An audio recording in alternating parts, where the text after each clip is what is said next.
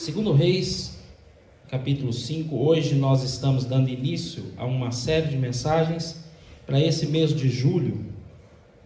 E a série é essa: quando a esperança é pequena demais para recomeçar. O que fazer? Quando a gente chega num ponto e acha que não tem mais para onde correr. E a gente precisa de uma ação sobrenatural de Deus. Então hoje eu quero falar com vocês sobre a oportunidade de reescrever a nossa história. Deus nos dá a oportunidade de reescrever a nossa história. Segundo Reis, capítulo 5, diz assim: Naamã, comandante do exército do rei da Síria, era muito respeitado e honrado pelo Senhor, pois por meio dele o Senhor dera vitória à Síria. Mas esse grande guerreiro ficou leproso. Ora, tropas da Síria haviam atacado Israel e levado cativo uma menina que passou a servir a mulher de Naamã. Um dia, ela disse à sua senhora: se o meu senhor procurasse o profeta que está em Samaria, ele o curaria da lepra. Naamã foi contar ao seu senhor o que a menina israelita dissera. O rei da Síria respondeu: vá, eu lhe darei uma carta que você entregará ao rei de Israel. Então Naamã partiu, levando consigo 350 quilos de prata, 72 quilos de ouro e 10 mudas de roupas finas. A carta que levou ao rei de Israel dizia: junto com esta carta estou te enviando o meu oficial Naamã para que o cures de lepra. Assim que o rei de Israel leu a carta, rasgou as vestes e disse: por acaso sou Deus capaz de conceder vida ou morte? Porque este homem me envia alguém para que eu o cure da lepra? Vejam como ele procura um motivo para se desentender comigo. Quando Eliseu, o homem de Deus, soube que o rei de Israel havia rasgado suas vestes, mandou-lhe esta mensagem: por que rasgaste tuas vestes? Envia o homem a mim e ele saberá que há profeta em Israel. Então Naamã foi com seus cavalos e carros e parou à porta da casa de Eliseu. Eliseu enviou um mensageiro para lhe dizer: vá e lave-se 7 vezes no Rio Jordão. Sua pele será restaurada e você ficará purificado. Mas Naamã ficou indignado e saiu dizendo: eu estava certo de que ele sairia para receber-me. Invocaria em pé o nome do Senhor, o seu Deus, moveria a mão sobre o lugar afetado e me curaria da lepra. Não são os rios Arbana e Farfar em Damasco melhores do que todas as águas de Israel? Será que não poderia lavar-me neles e ser purificado? E foi embora dali furioso. Mas os seus servos lhe disseram: meu pai, se o profeta lhe tivesse pedido alguma coisa difícil, o Senhor não faria? Quanto mais quando ele apenas lhe diz que se lave e será purificado. Assim ele desceu ao Jordão, mergulhou 7 vezes conforme a ordem do homem de Deus e foi purificado. Sua pele tornou-se como a de uma criança. Então Naamã e toda a sua comitiva voltaram à casa do homem de Deus. Ao chegar diante do profeta, Naamã lhe disse: agora sei que não há Deus em nenhum outro lugar, senão em Israel. Por favor, aceite um presente do teu servo. O profeta respondeu: juro pelo nome do Senhor a quem sirvo, que nada aceitarei. Embora Naamã insistisse, ele recusou. E disse Naamã: já que não me aceitas o presente, ao menos permite que eu leve 2 mulas carregadas de terra, pois teu servo nunca mais fará holocaustos e sacrifícios a nenhum outro Deus senão ao Senhor. Mas que o Senhor me perdoe por uma única coisa: quando meu Senhor vai adorar no templo de Rimom, eu também tenho que me ajoelhar ali, pois ele se apoia em meu braço. Que o Senhor perdoe o teu servo por isso. Disse Eliseu: vá em paz. Amém. Alguns anos atrás eu trabalhava numa empresa chamada Univale, uma empresa de ônibus. E assim que casei, eu trabalhava como cobrador, e assim que eu casei, a empresa me deu a oportunidade de trabalhar na área administrativa dela. Naquela ocasião, no primeiro momento, eu era o responsável por avaliar todos os novos funcionários, os candidatos, e assim decidir quem a empresa deveria contratar ou não. Naquela época a gente olhava muito currículo, as pessoas mandavam currículos e eu era responsável por olhar os currículos. O curioso naqueles currículos, de todos que a gente olhava, é que às vezes a gente pegava alguns currículos que era tão perfeito que a gente ficava em dúvida, assim, eu acho que eu estou diante do novo Bill Gates, não é possível, cara, essa pessoa aqui é top demais, sabe muita coisa, tem muito curso, sabe um monte de coisa. O problema é que quando você chamava para entrevista, a pessoa que você via à sua frente não era a mesma do currículo. No currículo ela tinha colocado algumas coisas, mas ao conversar com ela você percebia que ela deixou muito a desejar. E às vezes isso é normal, porque quando a gente faz um currículo a gente quer mostrar o nosso lado bom. Até com foto é assim, você já observou? A gente tem um lado que a gente quer que bate mais foto do que o outro, porque a gente sai melhor de perfil. Outros não, bate de frente, que é de perfil, não vai ficar muito legal com esse barrigão, né? Vai dar muito certo. Então a gente gosta de apresentar uma aparência que a gente às vezes não tem. Em currículo a gente faz isso, em foto a gente faz isso, em selfie e essas outras coisas. A gente quer passar uma ideia, uma imagem que pode ser que não reflita verdadeiramente quem somos e o que fazemos.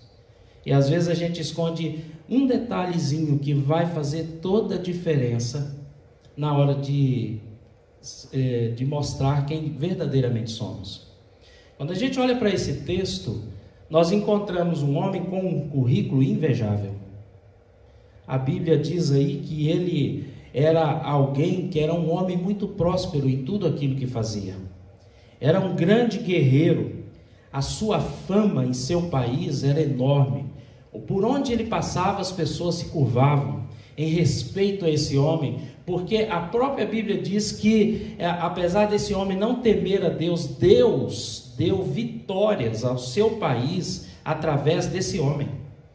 Que Deus usou esse homem para que ele conquistasse, para que ele ganhasse as guerras, para que ele saísse vitorioso.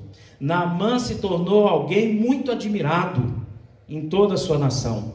Por onde passava, ele era prestigiado. Homem grande, sucesso enorme, famoso e vitorioso. Como eu disse, um currículo impecável. Mas ali, nas letras miúdas, no final do currículo, aparecia assim: porém, no entanto, ele era leproso. Ou seja, ele tem grandes qualidades, mas ele tem uma doença que é mortal. Parece que aquilo joga tudo a perder. Não adiantava ter feito os melhores treinamentos, ter combatido as maiores guerras e batalhas e saído vitorioso. No entanto, debaixo do seu capacete, da sua armadura, Naamã era um derrotado. Ele se tornara leproso. A lepra era uma doença naquela época incurável. E era algo que ninguém gostaria de ter, porque ao saber que estava com lepra, ele sabia que estava condenado à morte.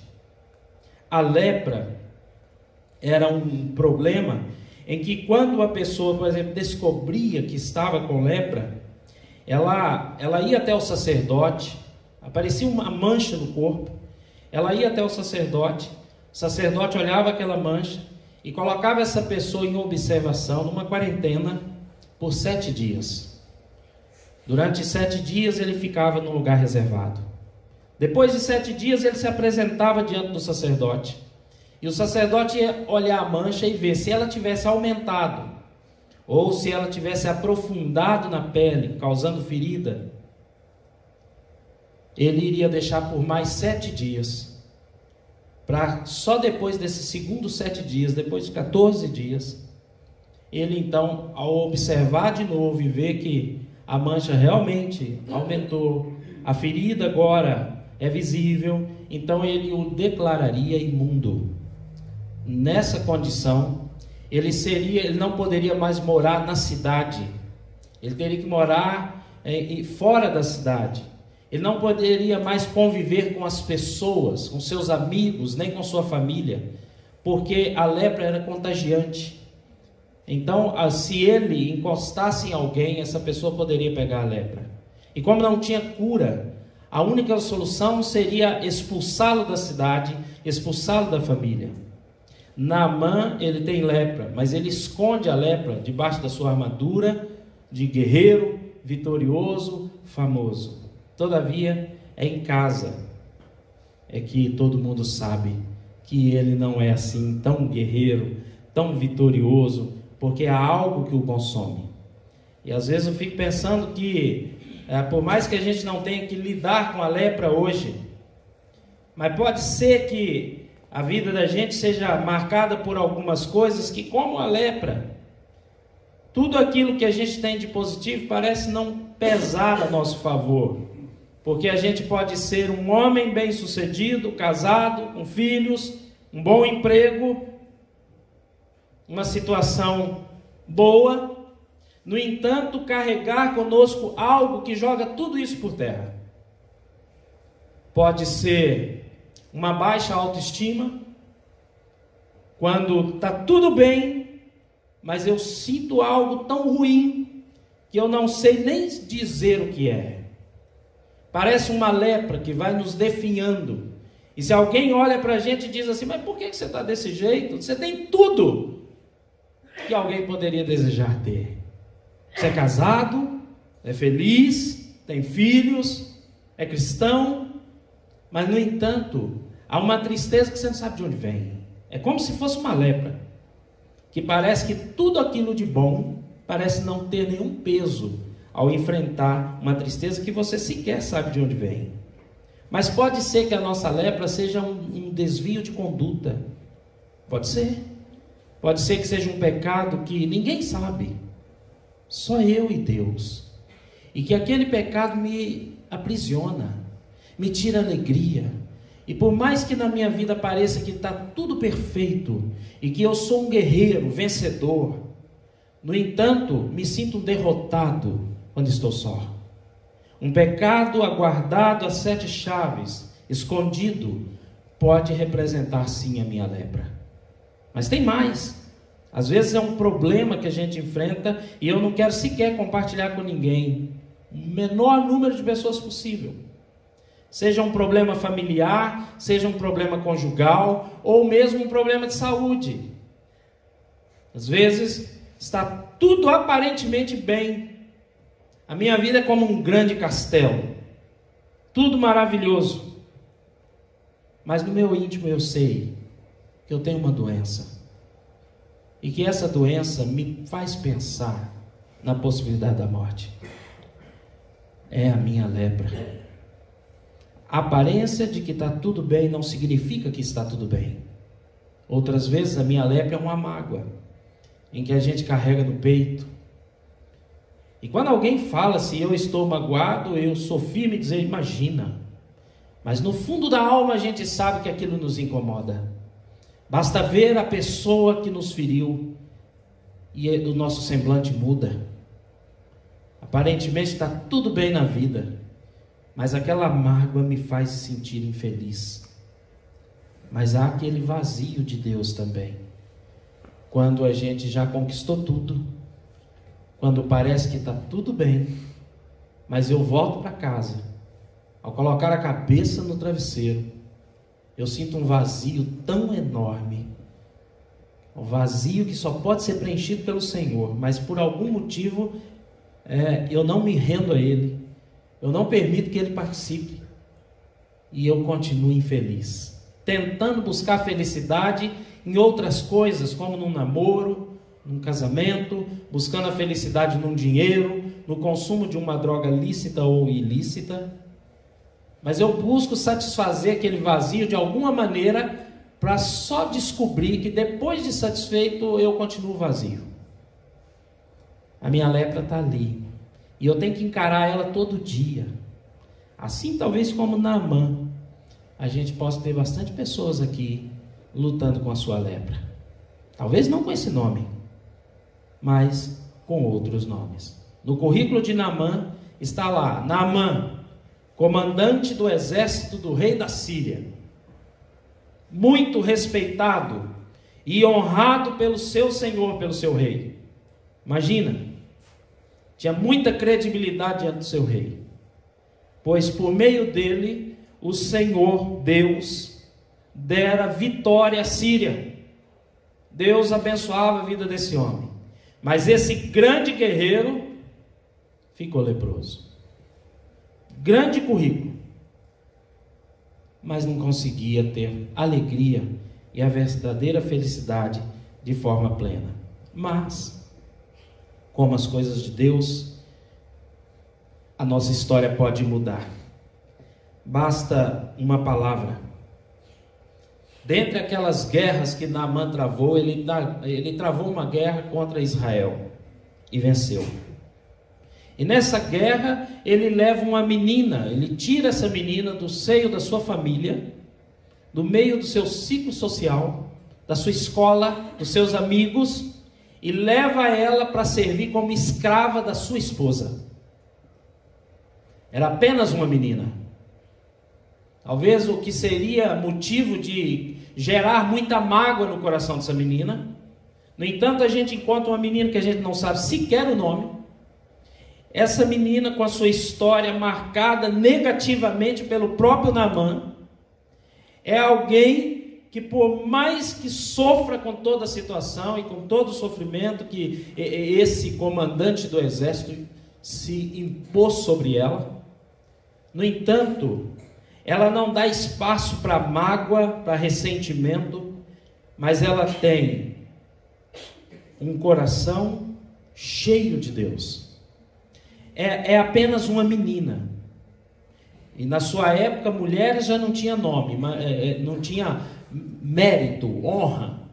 Você imagina uma menina. Ela não tinha formação acadêmica, agora não tinha mais família, era apenas uma escrava trabalhando por um pedaço de pão e um leito. E ela está na casa de Naamã. E de repente, ela vê esse homem famoso chegar em casa. E é ali que ele se desnuda, que ele tira o seu capacete, que ele tira a sua armadura, e ela percebe que ele é leproso. É ali que Naamã é o Naamã, doente, sabendo que vai morrer a qualquer momento. Um homem que tinha tudo, mas ao mesmo tempo não tinha nada. E essa menina, ela conhecia o profeta Eliseu. E é fantástico porque, ao conhecer o profeta Eliseu, ela sabia o que Deus era capaz de fazer na vida de um homem que se entrega a ele. Ela, se você olhar o capítulo anterior de 2 Reis, capítulo 4, o que esse profeta, o que Deus já havia feito na vida desse profeta, de alguma maneira essa menina sabia dessas coisas. É bem provável que ela talvez não conhecesse o profeta Eliseu pessoalmente, mas ela sabia da sua história. De alguma maneira ela soube da história. E ela começou a pensar: nossa, aquele homem de Deus lá na minha terra, em Israel, chamado Eliseu, aquele homem tem tantas experiências com Deus, que eu acho que se Naamã estivesse na presença dele, ele pode sim ser curado. Sabe o que me chama a atenção? Ela tinha todos os motivos para odiar Naamã. E ela até poderia pensar o seguinte: isso é castigo de Deus sobre ele, porque ele destruiu a nossa cidade, destruiu a nossa família. É Deus pesando a mão sobre esse maldito. Agora que morra, miserável. Ela poderia falar isso, não poderia? Mas alguém que tem um coração cheio de Deus não tem espaço para mágoa, para ressentimento, para reclamação. E essa menina se mostra grande sendo pequena. Uma fé imensa, forte. E ela então começa a olhar para aquele Naamã, senhor dela, diz: ah, se ele tivesse na presença de Eliseu.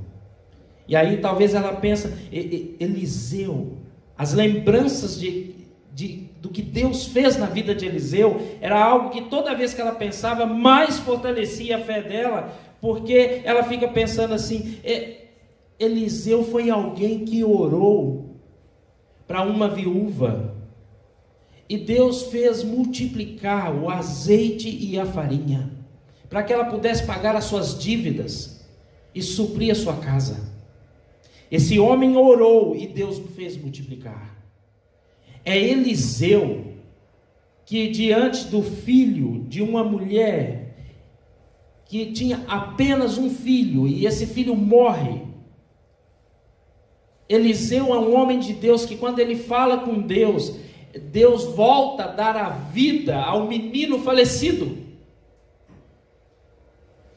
Eliseu é alguém que, ao receber num período difícil de se alimentar em Israel, ele recebe 20 pães de alguém que vai lá e oferta para ele, talvez numa atitude de gratidão por algo que Eliseu havia feito.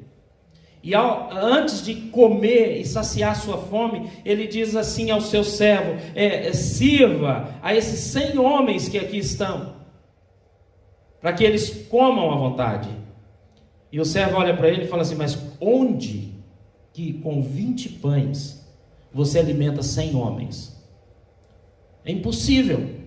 E Eliseu diz assim, pois sirva, porque o Senhor disse que vai alimentar esse povo.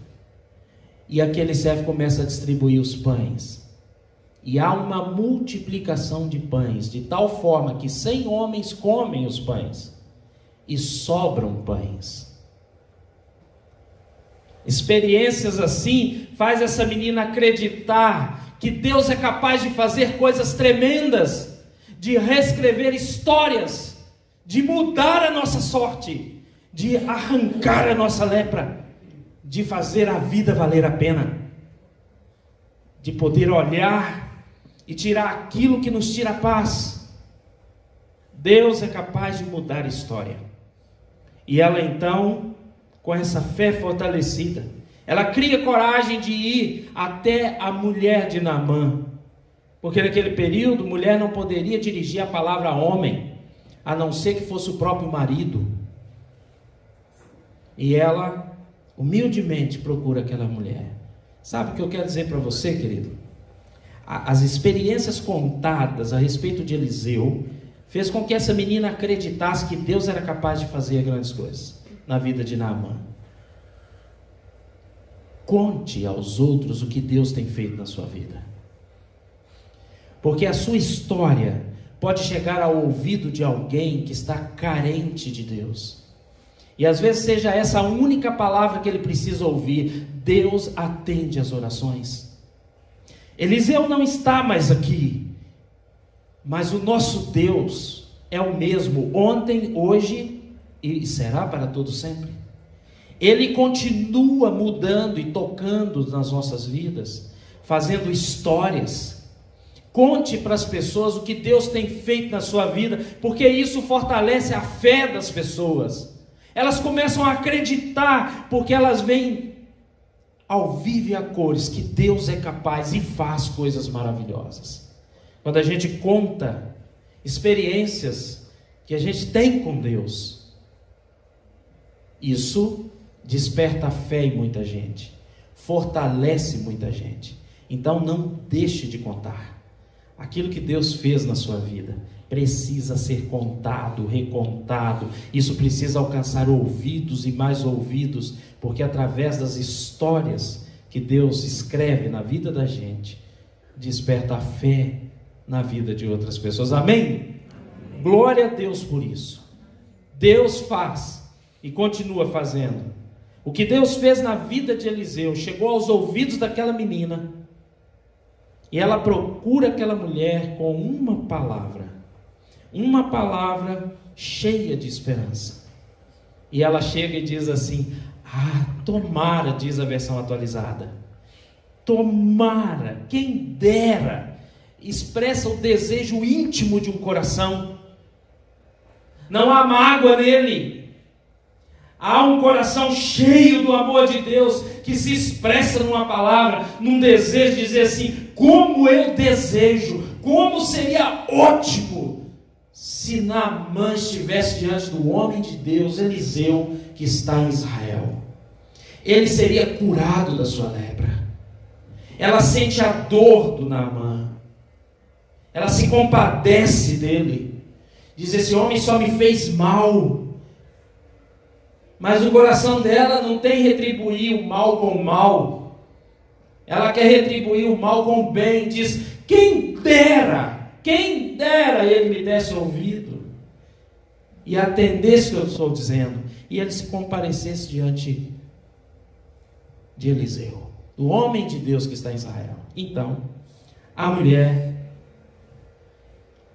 ela decide contar ao marido, a Naamã. E eu fico pensando, ouvir uma escravinha falar isso e dar crédito a uma escrava, menina. Isso porque essa menina conquistou a confiança dessa mulher.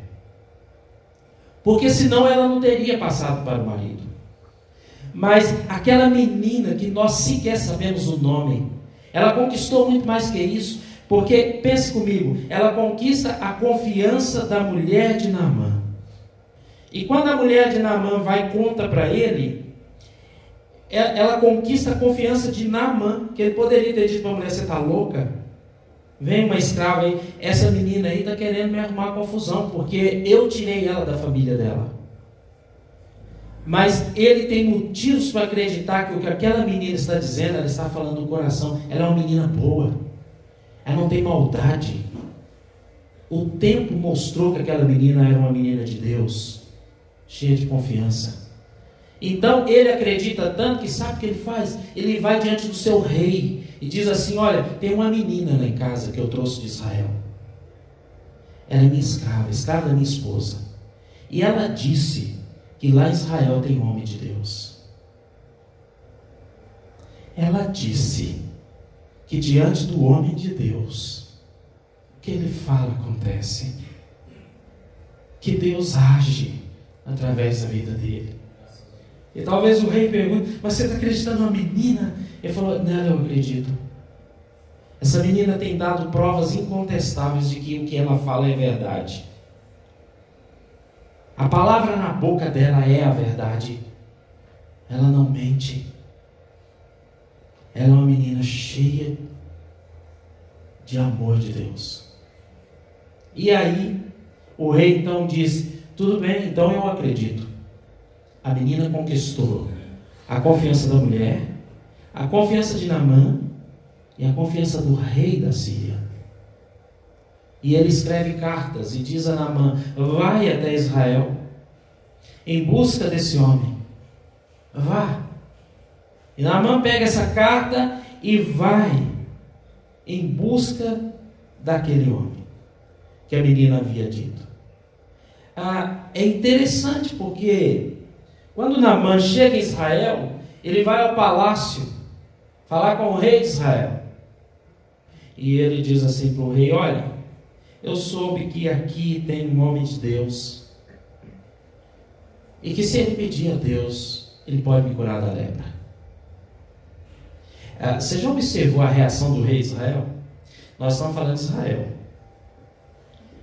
O homenzinho sem fé, miserável, daquele a quem você está esperando fé, ele entra em desespero, dá um chilique lá, fica louco e fala assim: você está arrumando a desculpa para guerrear mais uma vez contra mim e acabar de vez com a gente. Está vendo? Por acaso eu sou Deus que pode curar alguém de lepra? Você já ouviu isso? A menina tinha mais fé do que ele. A menina na casa de Naamã não tinha dúvida de que o Senhor poderia curar Naamã e reescrever a história desse homem. Ela não tinha dúvida. Se ele se apresentar diante do Senhor, diante do profeta do Senhor, ele vai ser curado. A história dele vai ser reescrita. Mas, no entanto, o próprio rei diz assim: não é possível. E ele rasga a roupa como um sinal de protesto, de sofrimento, dizendo: ai de nós, acabou, eles vão vir guerrear e acabar com a gente. Cadê a fé desse homem em Deus? Não tem. Uma pessoa que não tem fé vive uma vida muito, entenda, desgraçada, sem graça. Quem não tem fé leva uma vida muito miserável. A vida sem Deus, sem acreditar no que Ele faz, não vale a pena. Deus é Deus. Ele é capaz de fazer muito mais do que a gente pensa ou imagina. Então, aquele rei rasga sua roupa e não oferece nenhuma solução. E essa notícia espalha pelo reino e chega aos ouvidos de Eliseu. Eliseu não está sabendo de nada. Só está sabendo que um homem agora da Síria, comandante de exército, procurou o rei em busca de cura. Então Eliseu manda um recado para o rei, dizendo assim: fale para esse comandante da Síria ir até a minha casa. E ele vai saber que tem homem de Deus, tem profeta de Deus nessa terra, que Deus ouve a oração do seu servo. Manda ele para mim. E o rei de Israel então passa o endereço de Eliseu, e Naamã vai parar lá na casa de Eliseu. E aí a gente aprende que o maior problema de Naamã não era nem a lepra, era a falta de humildade. Como um homem famoso, poderoso, conquistador, as pessoas sempre se dobravam diante dele. Mas Deus, que ama Naamã, falou assim: eu preciso tratar você. Através da lepra eu vou levar você diante do homem de Deus, para que diante do homem de Deus eu cure a sua alma. Você precisa ser humilde. Deus conhece as nossas limitações. Ele sabe dos nossos pecados. Ele sabe o que precisa ser trabalhado. E às vezes a nossa lepra é apenas um meio para chamar a nossa atenção, para dizer assim: vem para mim, se aproxime de mim, porque eu quero curar a sua alma. Foi o que ele fez com esse homem. E de repente esse homem vai até a casa de Eliseu, e quando chega ali, Eliseu nem recebe o cara. Ele manda um mensageiro e fala com o mensageiro assim: olha, diz para ele lá que é para ele tomar banho. Imagina, você está procurando um homem de Deus, ele não te recebe, e ele ainda manda um funcionário dele dizer assim para você: ele falou que é para você tomar banho. Como é que você aceita isso? E outra, não uma vez não, 7. Tá feia a coisa. Toma logo 7. Já imaginou se fosse um dia como esse? E ele foi e falou assim: ó, é chuveiro quentinho não. Eu quero que você entre no Rio Jordão 7 vezes. Você já observou a reação do Naamã? Naamã se ofende, fica furioso. Ele fala assim: mas que afronta.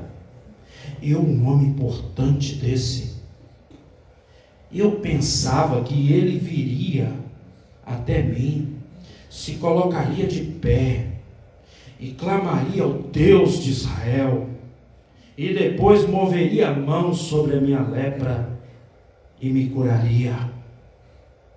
Olha, ele já tinha até a forma de Deus curar ele. Você entendeu? Tem que ser assim. Deus tem que agir desse jeito. O orgulho desse homem, a arrogância que anda junto com o orgulho, Deus precisa trabalhar a humildade desse homem. É ele que diz assim: como que é? Ele nem veio, nem fez caso de mim, mandou alguém falar comigo. Será que ele não sabe quem que é o Naamã? E o que? Tomar banho no Rio Jordão, aqui em Israel? Olha o que ele diz no versículo 12: não são porventura Abana e Farfá, rios de Damasco, melhores do que todas as águas de Israel? O que ele está querendo dizer? Israel tem nada que presta. Bom é em Damasco, bom é na Síria. Não poderia mandar eu tomar banho lá e ser curado? A arrogância era tanta, era maior do que o desejo de cura. E com a arrogância ele vira as costas e vai embora. Ele abre mão de ser curado para manter a arrogância, o orgulho, a humildade não.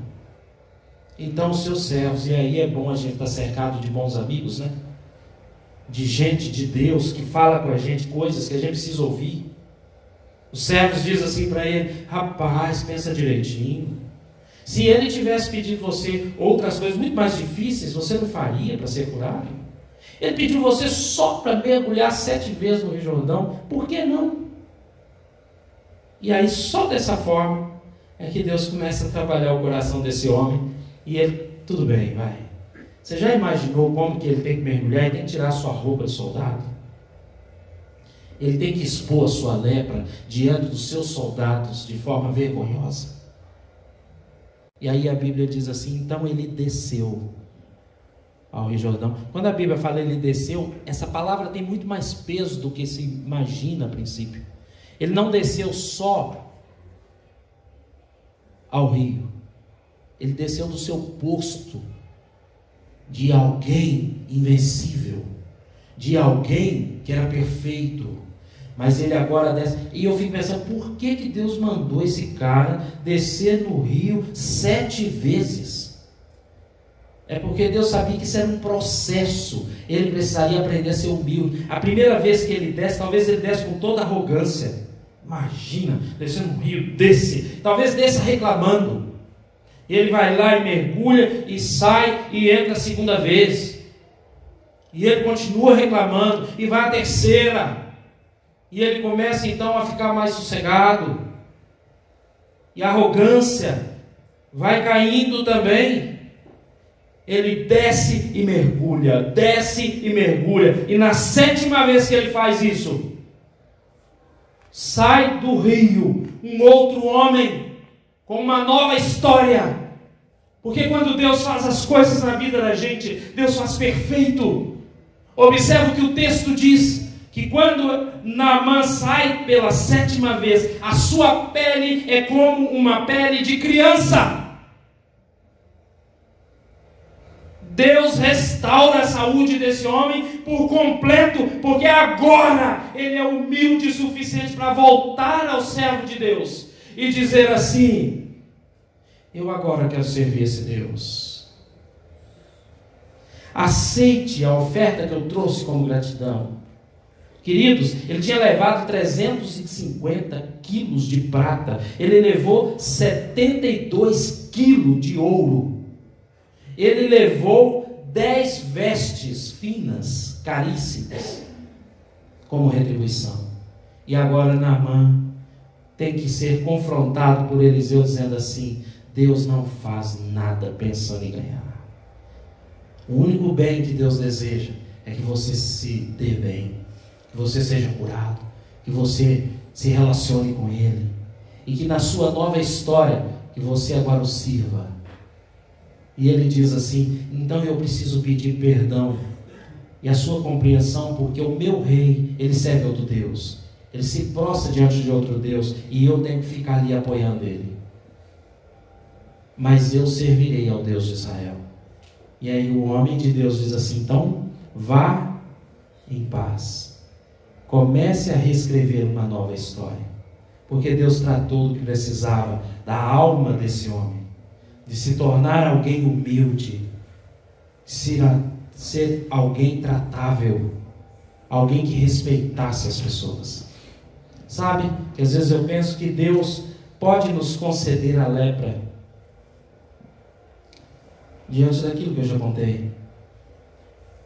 Deus pode nos permitir a lepra para que trate a nossa alma, para que trate o que somos por dentro, porque na visão dele há algo a ser tratado, E se não houver lepra, a gente não vai se aproximar da maneira como deve. Então, meu querido, eu quero encerrar essa mensagem dizendo para você o seguinte: quando Deus começar a tratar a sua vida, da sua lepra, não pare no primeiro mergulho. Continue acreditando. Continue se rendendo à palavra do Senhor. O que curou esse homem foi a sua obediência à palavra do Senhor. Ao ser tratado, a cura desse homem se deu ao ouvir a palavra e praticar a palavra. E sabe, você quer ser curado? Você quer se livrar da sua lepra? Então ouça a palavra e pratique a palavra. Ouça a palavra e pratique a palavra. Porque se você fizer isso, o Senhor vai reescrever a sua história. Ouça e pratique. Ouça e pratique. Mas pastor, eu já estou ouvindo e praticando há tantas vezes e nada aconteceu. Não desista. Foi só na 7ª que Naamã foi curado. Então você não tem que desistir. Você tem que ir fazendo. Ouça e obedeça. Ouça e obedeça. E Deus fará coisas novas na sua história, na sua vida. Ele vai mudar a sua alma, o seu coração, e vai te aproximar dele como nunca antes. E essa história despertará fé naqueles que te cercam. E glorificarão o nome do Senhor por causa disso. A lepra aí? Ouça e obedeça. Ainda que você não entenda, ouça e obedeça a palavra do Senhor. Amém? Eu quero orar por você. Ouve sua cabeça.